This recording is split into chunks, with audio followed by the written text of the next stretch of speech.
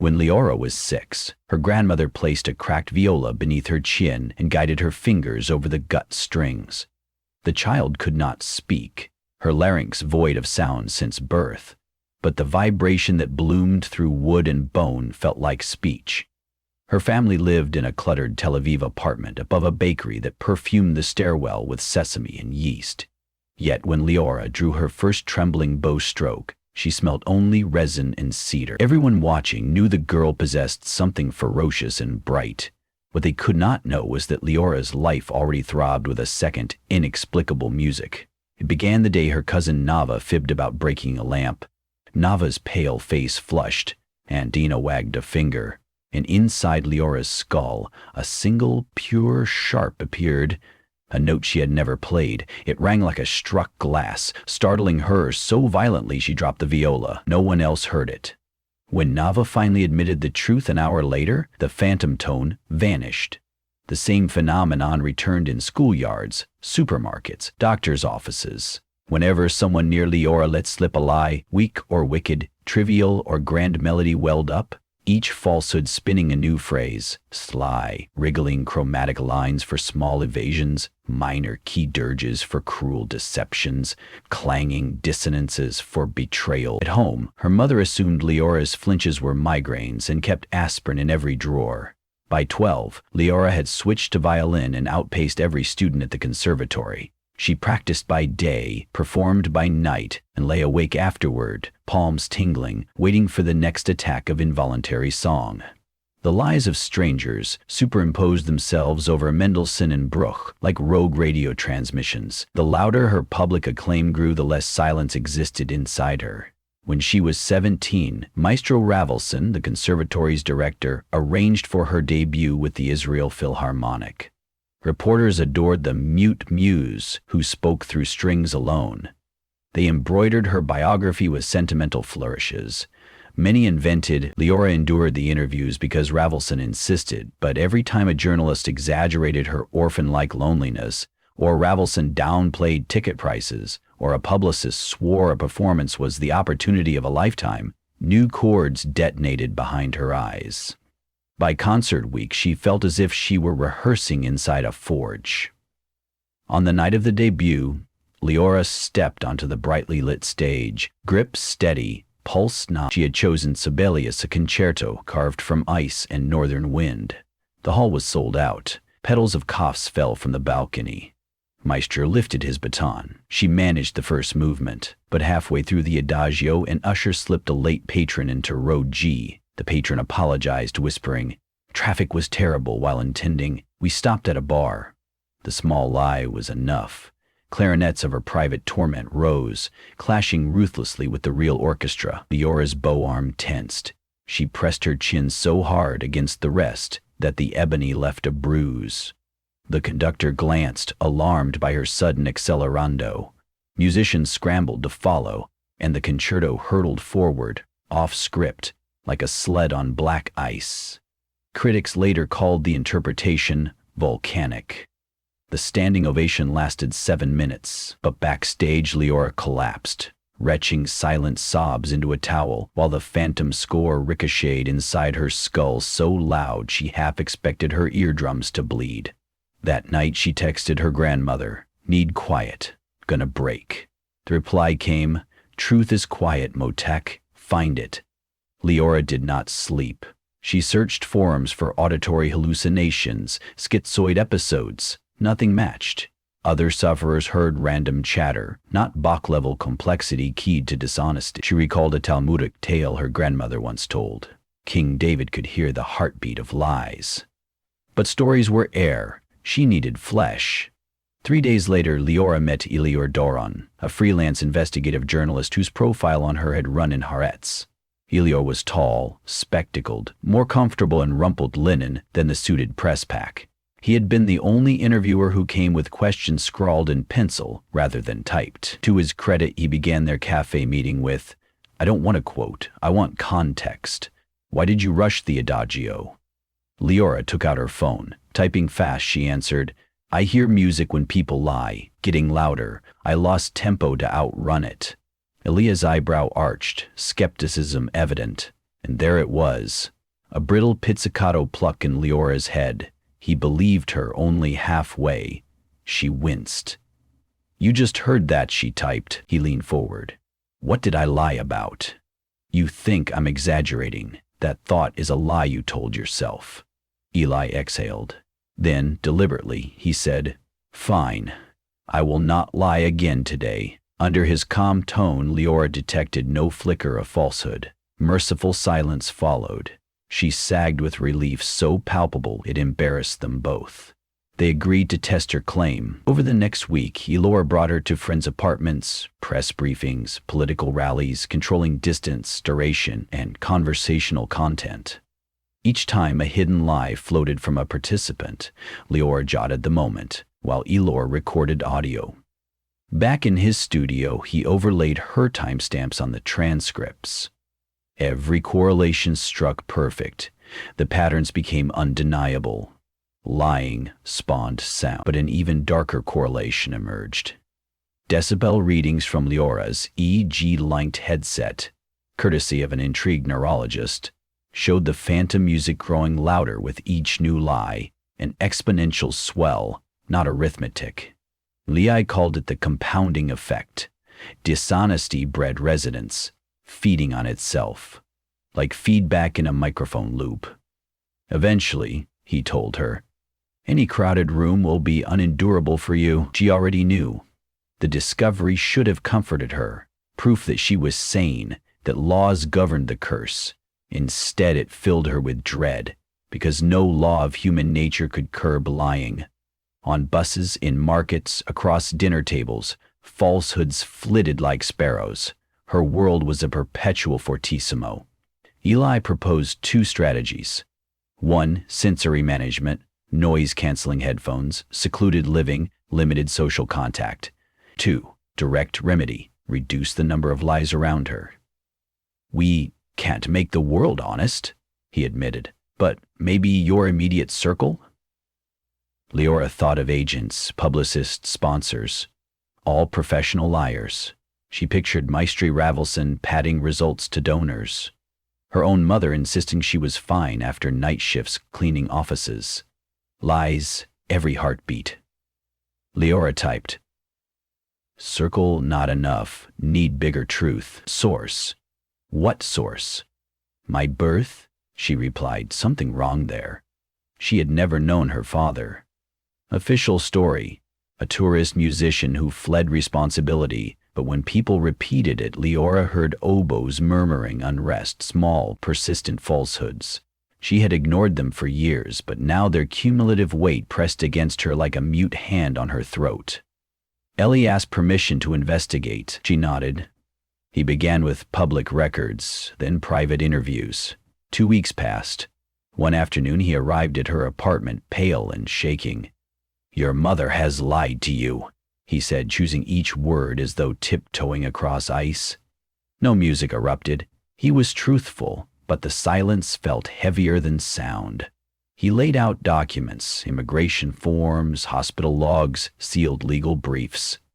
The man listed as Leora's father did not exist. Hospital records showed her mother giving birth under a false name. A single page, half redacted, mentioned a classified research unit at a military base outside Beersheba. Project Davar, it read. Speech experiments, neurological. Leora stared until her vision dissolved into spots. The apartment rang with an internal timpani roll. Not from Eli, but from the vacuum left by decades of deception. The loudness threatened to split her skull. She pressed her palms to her ears, though she knew it was useless. The music came from beneath bone, not beyond it. "What do you want to do?" Eli asked. "Truth," she tapped. "All of it. Even if it's ugly?" Silence. "Even if it ruins careers?" She nodded. The racket in her mind began shaping itself into a motif, unresolved, clawing for completion. She recognized the pattern. It was the first theme of Shostakovich's 10th, a symphony born of secret suffering and coded revolt. The music was begging to be played. Eli secured a meeting with Colonel Adam Privet, retired intelligence officer rumored to have overseen Project Davar. They met in a stone house in Haifa, Windows barred, though no threat remained.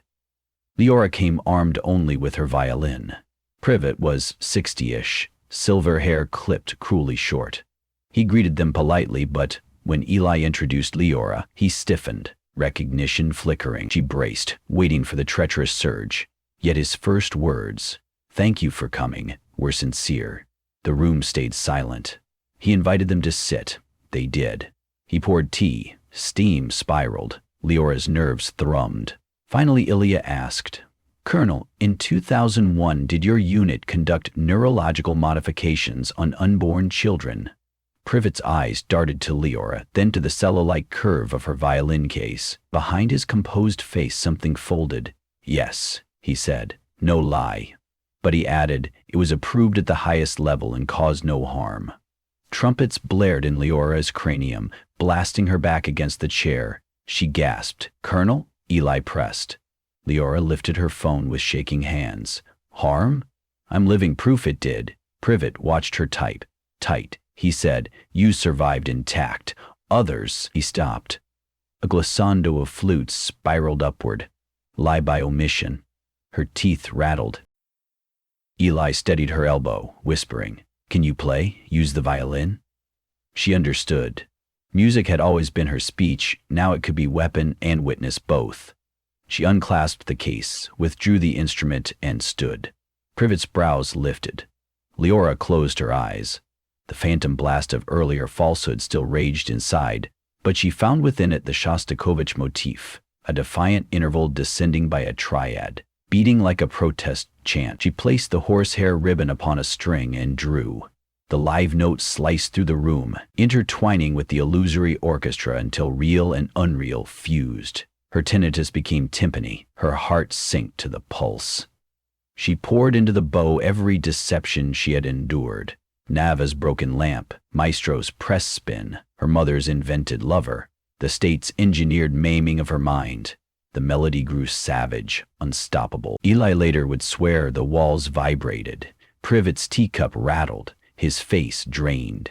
Mid-phrase he shouted, "Enough!" But Leora played on, modulating, accelerating. Each bowstroke dredged hidden memories from the colonel's conscience cries, from neonatal wards, parents signing NDAs under fluorescent lights, funding memos quantifying auditory lie detection capacity. Leora saw them as if projected on the back of her eyelids. The room smelled of disinfectant and fear. She channeled it all. Privet crumpled forward, palms over ears, moaning. Perhaps he thought the sound external. Perhaps, like her, he now suffered the echo of his own deceit. When she reached the coda, a bleak, scratched harmonic, she stopped. Silence struck. For one heartbeat, nothing. No phantom instruments, no residual ring. The quiet felt cavernous, holy. Privet raised his head. Tears tracked his cheeks. "I'm sorry," he said, voice near childlike. Leora waited, alert for falsehood, but none came. He continued, "We wanted soldiers who could detect disinformation instantly. Fetal neural plasticity was the frontier. Your mother was a volunteer. She believed the treatment benign, but the algorithm over-amplified. When we saw the side effects, we terminated the program. We sealed files. We lied to keep our careers, to protect the state." He swallowed. "I have lied every day since." No orchestra thrummed behind his confession. Each sentence landed in blessed quiet. Truth was quiet, her grandmother had promised. The proof tasted like winter air. Privet fetched a cardboard box from a cabinet. Inside lay folders stamped classified, a thumb drive, and a small burlap pouch. "These belong to you. The pouch contains compensation funds your mother refused. Perhaps you'll accept them. The rest, give to whomever can publish." Eli's eyes widened like those of a starving man offered bread. "We will," he said. They left the house at dusk, sea wind tangling Leora's hair. A gull shrieked overhead, but no unseen violins answered. The world sounded ordinary, tires over gravel, distant children, Eli's measured breathing. She marveled at the emptiness inside her skull. A vast auditorium after the crowd has gone home. In the days that followed, Eli's exposé detonated across global media. Government lied. Experiment created human lie detector. Whistleblower Colonel Privet corroborated everything. Lawmakers held hearings. The Prime Minister offered public apology to test subjects. Leora's mother, confronted, collapsed in tears of shame and relief. Their conversation, conducted by text and embrace, lasted hours. Each time her mother typed, "I'm so sorry," no phantom sound intruded. The pain remained, but the music did not. Yet peace proved provisional. Honesty might rule headlines for a week, but humanity resumed its messy habits quickly. In a cafe line, someone insisted, "I'm allergic to dairy," though ordering whipped cream. A piccolo squeak spiraled up Leora's spine. She winced. The compounding effect, though diminished, persisted. Eli designed new parameters. She would perform only in venues where audiences signed pledges of honesty. Journalists covering her story had to submit questions in advance as sworn statements. Skeptics mocked these rules, but ticket demand soared. People were curious. Could they endure a night without lying? The concerts became experiments in collective truth. The first trial occurred in a converted hangar outside Jerusalem. Before showtime, buffers of silence ringed the stage, thick curtains, acoustic foam, empty rows. Ushers reminded patrons, "If you must speak, speak the truth." Some laughed nervously, others clamped lips. Leora stepped under the lights. Instead of the traditional tuning A, she raised her bow and simply waited. The audience hushed. She counted her heartbeats. 1, 2, 3. No hidden orchestra, no strain. Then she began to play, not Sibelius or Paganini, but her own composition, newly born from the stillness she had discovered. Long, clean lines in a key between major and minor, like dawn uncertain of weather. The notes shimmered, unconstrained by specters. Her wrist loosened. Her tongue, forever dormant, tingled as if remembering a lost word. Midway through the second movement, someone sneezed and muttered, "I love this," though inwardly thinking, "I prefer rock concerts." A small, sweet violoncello figure tiptoed through Leora's mind, soft, manageable. She smiled, improvising a countermelody that resolved the tension, turning mild dishonesty into playful dialogue. The audience leaned forward, sensing something miraculous. Music that metabolized falsehood, transmuting it into art rather than agony. She finished on a harmonic so high and pure that even the fluorescent lights seemed to vibrate in sympathy. Silence followed, but not a single person clapped. They sat, breathing, sharing a collective decision not to break the spell with the standard bravo that many did not truly feel. At last, one woman rose and said plainly, "Thank you. That was beautiful." Others echoed, each phrase sincere, shy, unembellished. Only then did applause ignite an honest flame. Backstage, Eli embraced her. His voice trembled. "You did it. You turned the curse into language." Leora typed, "Not a curse now, a conversation." He kissed her forehead. "Can you live with the smaller lies that slip through?" She considered. The cello figure had been gentle, even illuminating. Maybe untruth, in moderation, merely added dissonance, the way spice adds fire. Dangerous in excess, delightful in trace. She shrugged, smiling. That night, alone in her apartment, she practiced scales. Between arpeggios she paused, waiting for phantom riffs. None came. She understood that absolute silence would never return. People would always improvise versions of the world. But she also understood newfound sovereignty. She could reply with music, guiding the noise into form. Where once she had been a vessel of torment, she was now a composer, shaping raw deceit into symphony. Before sleep, she messaged her grandmother. "Found the quiet." The reply pinged instantly. "Proud of you. What does it sound like?" Leora thought for a full minute, then typed, "Like a violin that finally learned to sing words." Then, in the hush of midnight, she placed the instrument beneath her chin, not to drown anything out, but to speak. She drew the bow, and the single note that bloomed was neither compelled by lie nor constrained by truth. It was pure choice, bright and unburdened, echoing through rooms, through resting city, into dawn.